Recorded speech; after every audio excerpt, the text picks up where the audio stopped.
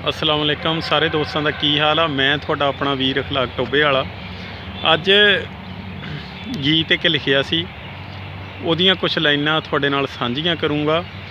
और ये गीत जिहड़ा आ किसी खास बंदे नूं डेडिकेट कर रहे हैं ते नाल पैगाम दे रहे हैं कि वीरे औकात एड्डी ना होवे ते पंगे नहीं लईदे हुंदे। ते गीत दीयां लाइनां ये है कि कंड पिछे कीते असीं वार कदी ना, डब नाल रखे हथियार कदी ना, मिलदा ए वेल जदों कम्मां कारां चों, सूद ते ब्याज इकट्ठा तार दईदा, असला ते कम दिले लोक रखदे, असीं थप्पड़ां दे नाल ही खिलार दईदा, असीं थप्पड़ां दे नाल ही खिलार दईदा। ते कोलों जदों लंघदी हवा बोलदी कहंदी टोबे वालिया वे खैर तेरे दम दी, यारां पिछे हस हस वार दईदा, पैंदी जिथे लोड़ साडे लहू चमदी।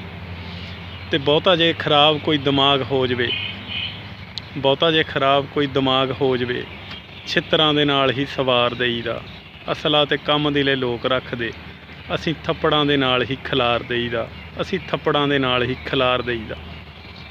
उम्मीद है पैगाम पहुँच जाऊगा, पहुँच गया होना। ते जिद्दां वो फिल्म है एक उहदे विच उहने कहा ना एहतियात जरूरी आ, ते वीरे एहतियात बहुत जरूरी आ। ते बाकी सारे दोस्तों नूं यह है कि हसदे वास्ते रहो, राजी रहो। तो ये गीत थोड़ा जिहा जिहड़ा है मुकम्मल जिद्दण हो गया थोड़े नाल सांझा करूँगा। ते हसदे वास्ते रहो, रब राखा।